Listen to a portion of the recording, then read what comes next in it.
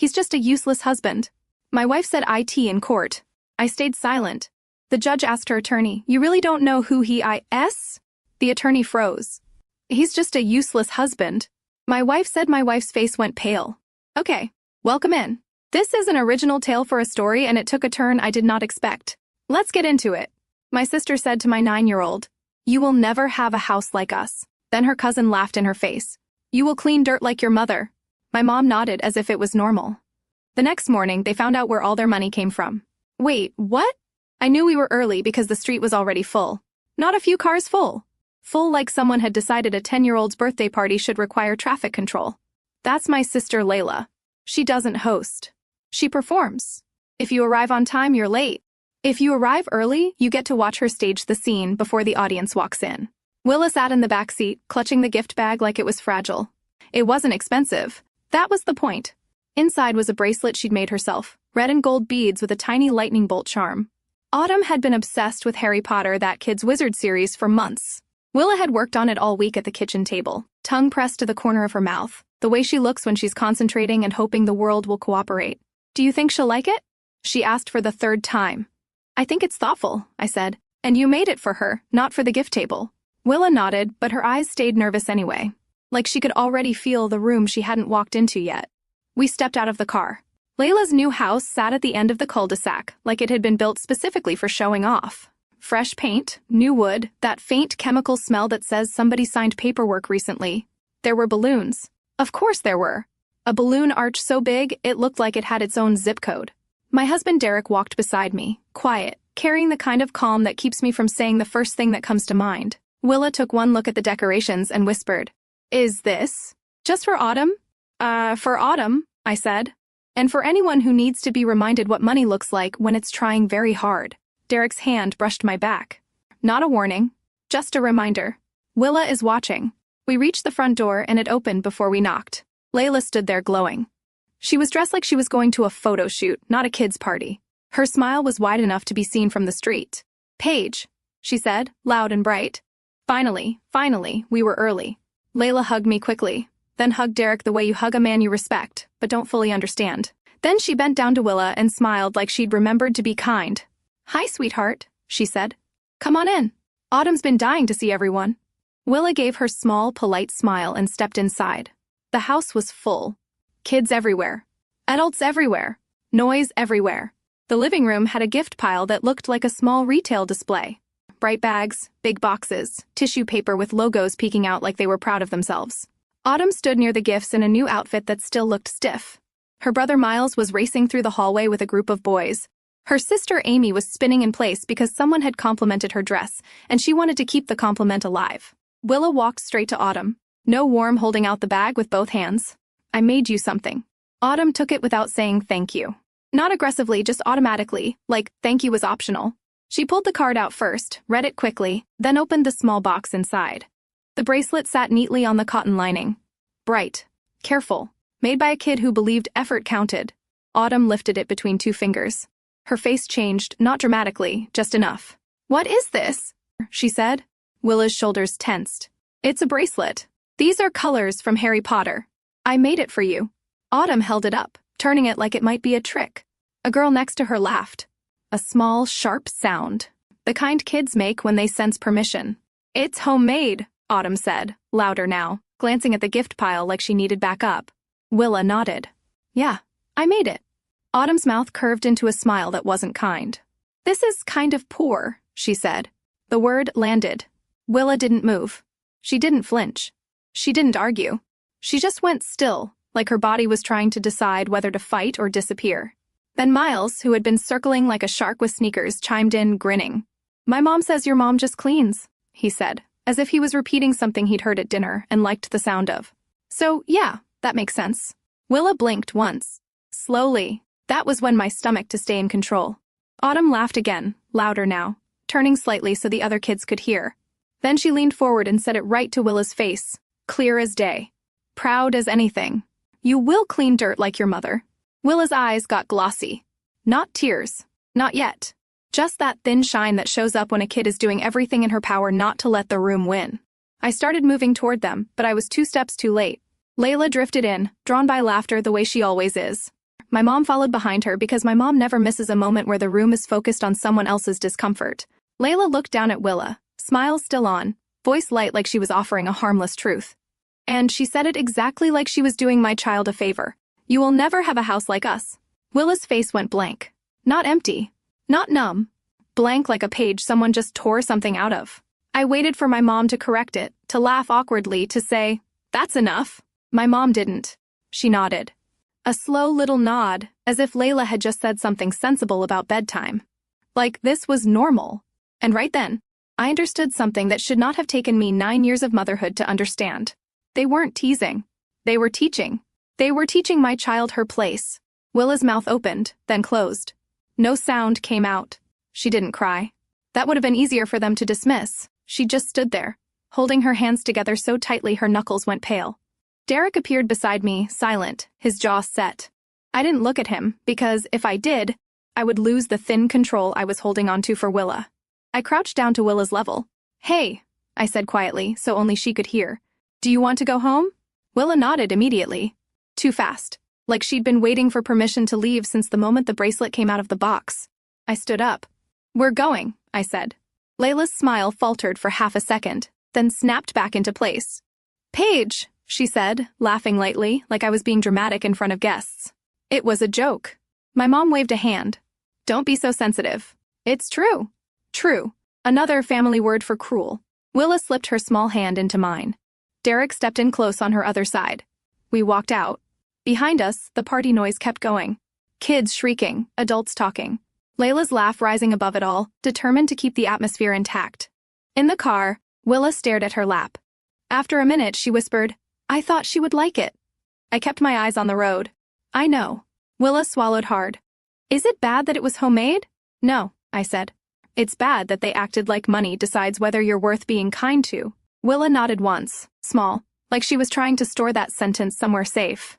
We drove home in the kind of quiet that isn't peaceful, the kind of quiet where something has shifted and nobody wants to name it too early. When we got inside, Willa went to her room without being asked.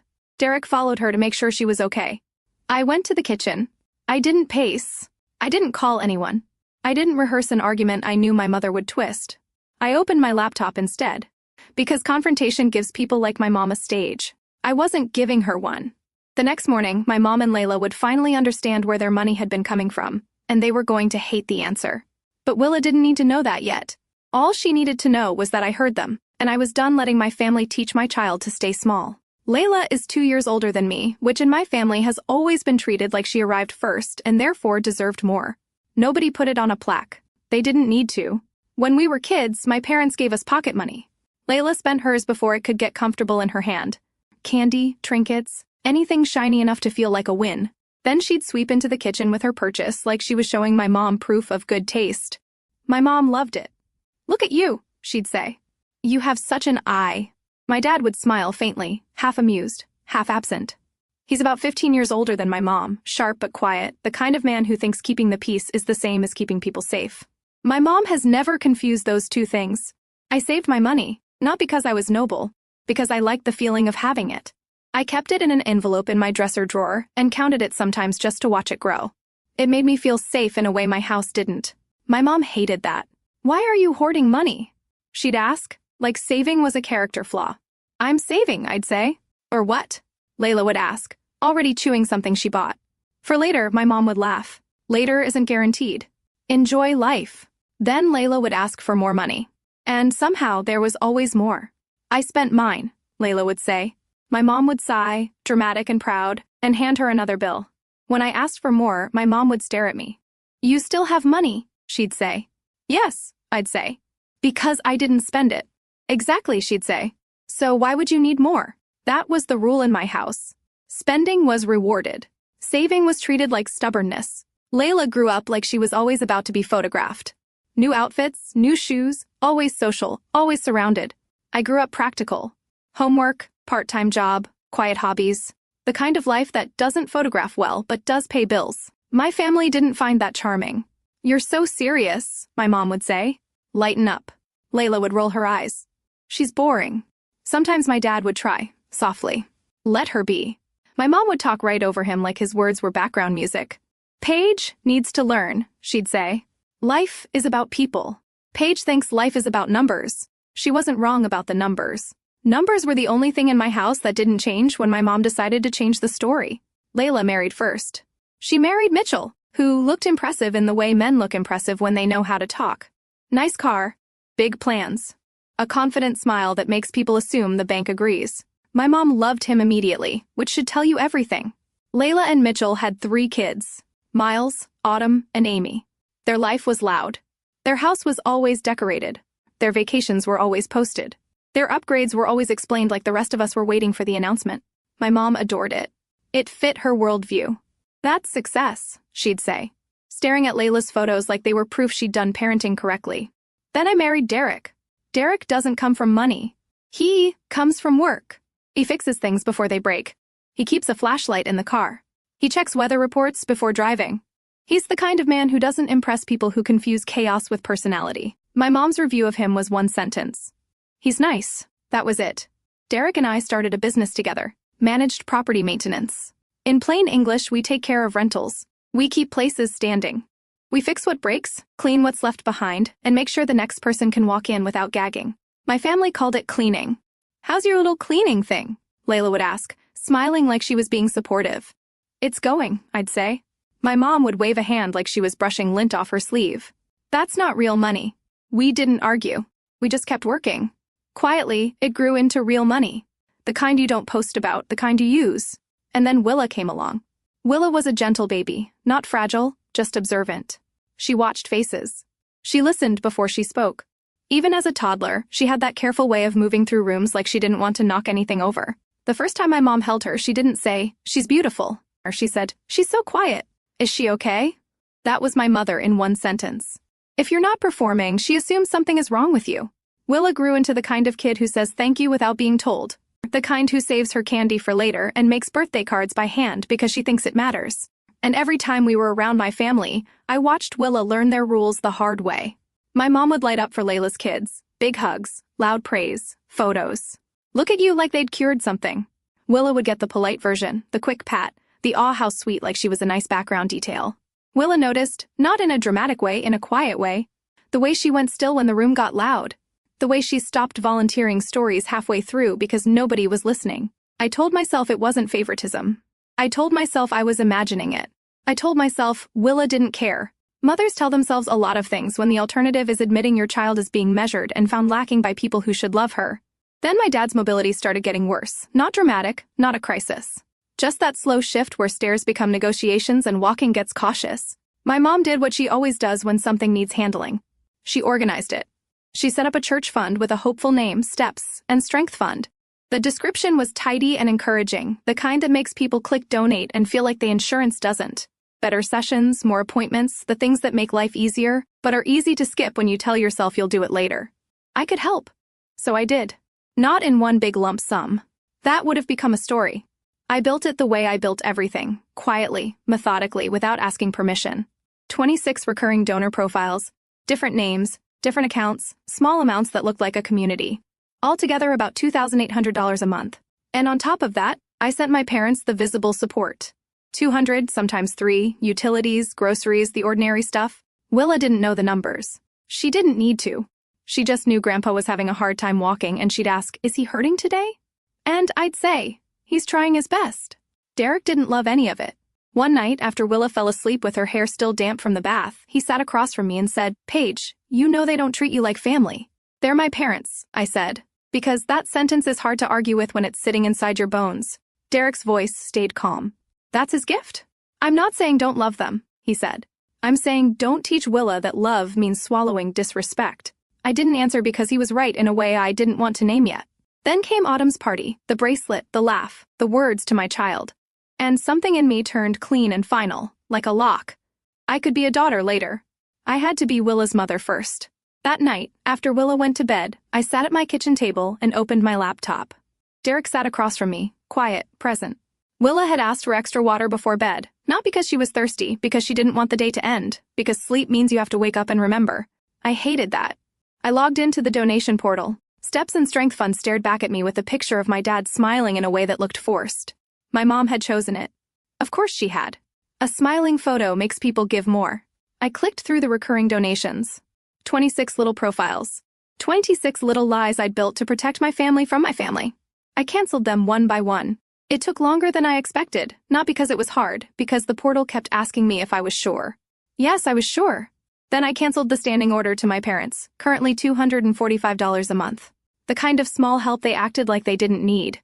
When I was done, I closed the laptop and sat there. Derek reached across the table and took my hand. "You okay?" he asked. "No," I said. "But I'm steady." The next morning passed quietly, too quietly. By afternoon, my phone rang. Layla.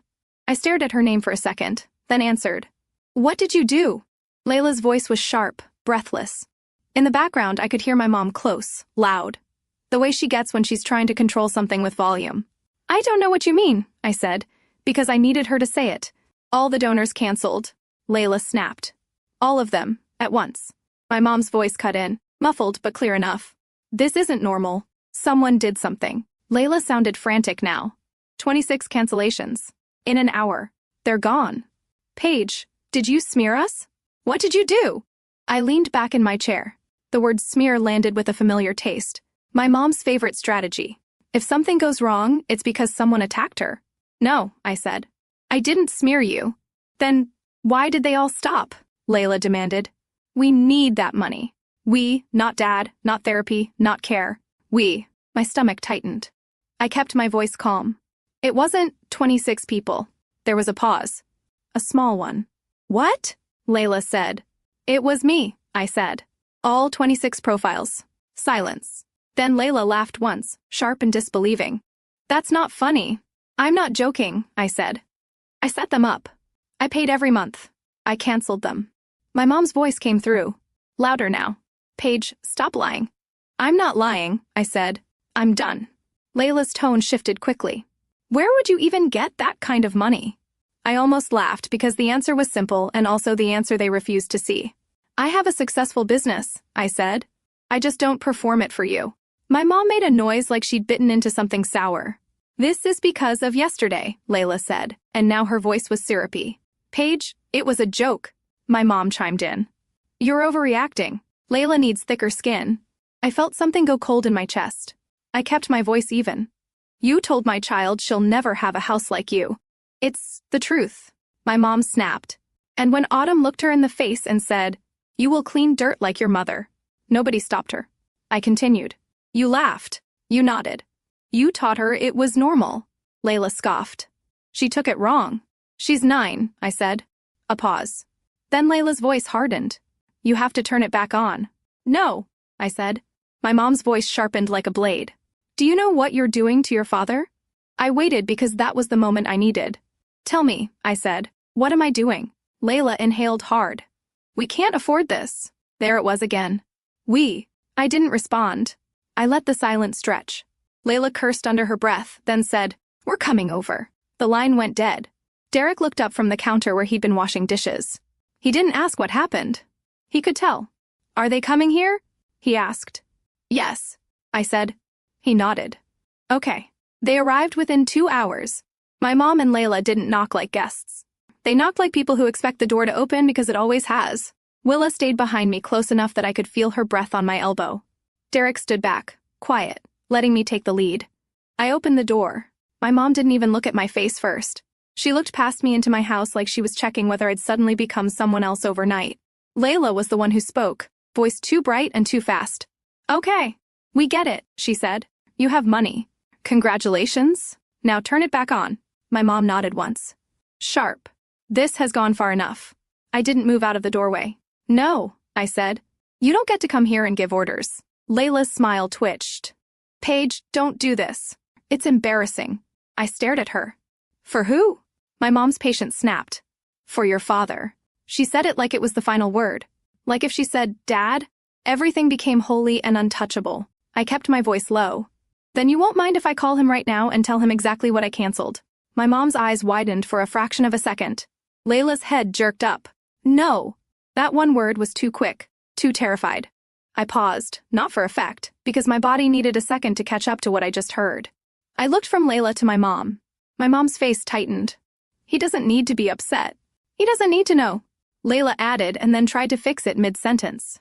I mean, he's already dealing with enough. There it was. That was the slip. Not a number. Not a detail. The instinct. Keep Dad out of it.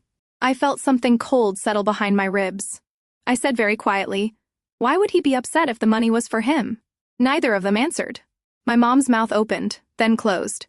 Layla swallowed, eyes flicking toward the driveway like she was calculating exits. Will his fingers curled into my sleeve? I didn't raise my voice. I didn't repeat myself. I just stood there and let the silence do what it does when there's nowhere left to hide. My mom finally spoke, clipped and resentful.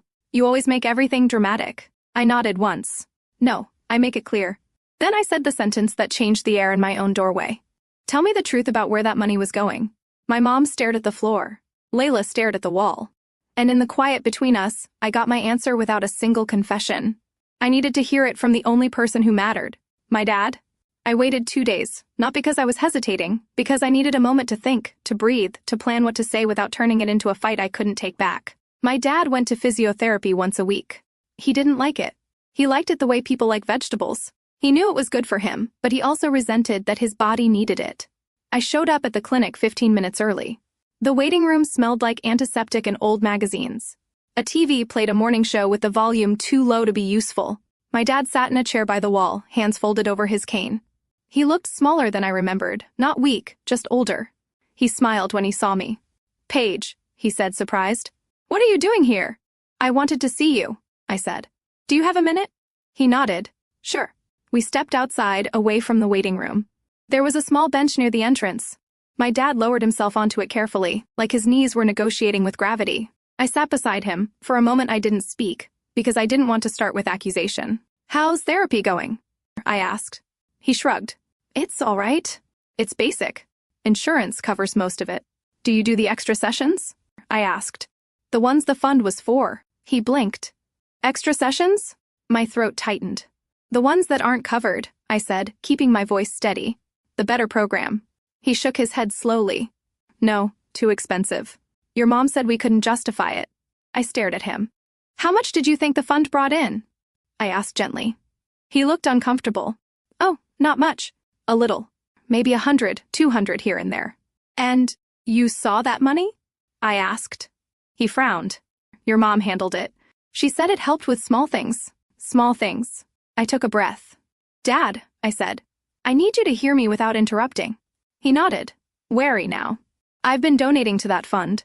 I said, every month. His expression softened. Paige, you didn't have to. I did, I said. But I need you to understand how much. He blinked. How much? I pulled out my phone. My hands were steady, but my stomach wasn't. I set up 26 donor profiles. I said, different names, different accounts. He stared at me. I did it so no one would know it was me. I continued. Altogether, it was about $2,800 a month. My dad didn't speak. His mouth opened slightly, then closed. That's not possible, he said finally, voice thin with disbelief. Paige, it is, I said. And I can show you. I scrolled and turned the screen toward him. 26 profiles, recurring payments, dates, totals. His eyes tracked the list slowly, like his brain was catching up to something his heart didn't want to accept. His face changed, color draining, then returning in patches. Why would you? He started, then his voice cracked. Why would you do that? Because you needed help, I said, and because I could, and because I didn't want Mom to turn it into a story about her sacrifice. He stared at the screen again, then he looked at me. I never got that, he said, and the words came out heavy. Paige, I never got that. I know, I said quietly. That's why I'm here. He looked down at his hands. They were trembling slightly. I thought, he said, and swallowed. I thought people were just being kind. They were, I said. It was me. He closed his eyes for a long moment. When he opened them, they were wet. I could have done the better program, he whispered. I could have walked better. I felt a tightness behind my ribs that I didn't let turn into tears. Not here, not in a clinic parking lot. I'm sorry, I said, even though I wasn't the one who did it. He shook his head. No, not you. His jaw tightened. Your mother, he said. And it wasn't angry exactly. It was stunned, like a man seeing his own life clearly for the first time. He turned his head toward the clinic door as if he expected her to appear there, smiling, carrying the narrative. She never told me, he said. I didn't fill in the blank because the blank was too ugly. That night, my mom called me. She didn't start with hello either. How dare you? She hissed. How dare you go to him? Do you want to ruin our marriage? I held the phone away from my ear for a second, then brought it back. You ruined your marriage, I said. Not me. You embarrassed me. She snapped. You stole from him, I said, and my voice stayed even. Be glad I didn't call the police. There was a sharp inhale on the other end. You wouldn't, she said, like she was challenging me. I didn't answer because I didn't have to. A week later, my dad asked me to meet him at a lawyer's office. Layla was there. My mom was there. Mitchell wasn't. That didn't surprise me. Mitchell avoids rooms where Layla's image might take damage. My mom sat upright in the chair, lips pressed into a line. Layla looked like she hadn't slept. Her eyes were puffy. Her hands kept moving, fidgeting with her ring. My dad walked in slowly, cane tapping the floor. He looked tired, but he looked decided. The lawyer explained things in simple language. The house my parents lived in belonged to my dad, inherited from his side of the family. My mom's face shifted. Confusion, then alarm. My dad spoke, voice quiet but firm. Your mother can live there while I'm alive, he said, looking at me briefly, then back at the table. But when I'm gone, it goes to Willa. Layla jerked her head up. What? My mom's face went pale. That's not my dad lifted a hand. It is. The lawyer continued. A trust. Willa as beneficiary. Me as trustee. Clear structure. Clear boundary. My mom stared at my dad like she was seeing him as a stranger. Layla's mouth opened. Dad, you can't. I can, he said. My mom's voice came out tight. After everything I've done. My dad looked at her and something in his eyes hardened. Not hatred. Something quieter. Something that says a person has run out of patience. You handled the money, he said. And you handled it wrong. My mom's jaw clenched. Layla started crying suddenly as if tears were a tool she'd always used and didn't understand why they weren't working now. I sat still. Willa wasn't in that room. Thank goodness. She didn't need to watch adults bargain with consequences. After that meeting, my mom tried to control the story the only way she knows how. She told people I had scared off donors, that I had attacked the family, that I was punishing my father. But this time, the narrative didn't hold. Because my dad, the quiet man who had spent decades staying out of it, did something none of us expected. He spoke. He called relatives. He told them what happened. He didn't dramatize it. He didn't rant. He said it plainly. My wife diverted money meant for my care, he said. And my daughter was the one giving it. People went quiet. And then, slowly, they stopped answering my mom's calls the way they used to. The loudest consequence wasn't the trust. It was the silence. A year later, Layla's life looked different. She sold the house. The new one, the one she'd shown off like it was proof of being better than everyone else. The mortgage was too big. The cushion was gone. The math won. She moved into a cheaper rental. I didn't hear it from her. I heard it through the family grapevine, delivered by someone who insisted they weren't gossiping while gossiping with remarkable detail. Layla threw another birthday party, but it wasn't a production anymore. It was small. Family only. Mostly because she couldn't afford more. And partly because once people know you were siphoning money meant for your own father, they get busy on birthday weekends. Her kids struggled. They'd grown up thinking no was a temporary condition. Now it was the permanent weather. My parents stayed together. No dramatic separation. No big exit scene. They'd still live in the same home. But the future of that home isn't my mom's anymore. It's in a trust. For Willa. My mom can live there while my dad is alive. That was his choice. He didn't want to blow up his life at his age. But when he's gone, she doesn't inherit the house she's always treated like proof of virtue. My relationship with my mom is close to zero. We speak when we have to. Briefly, carefully. Like people handling something sharp. My relationship with Layla is even less. Not because I'm dramatic. Because I'm done volunteering for pain. My relationship with my dad changed. He started spending money on himself without apologizing. He goes to the good therapy now. The kind he used to call too much. And I pay for it names.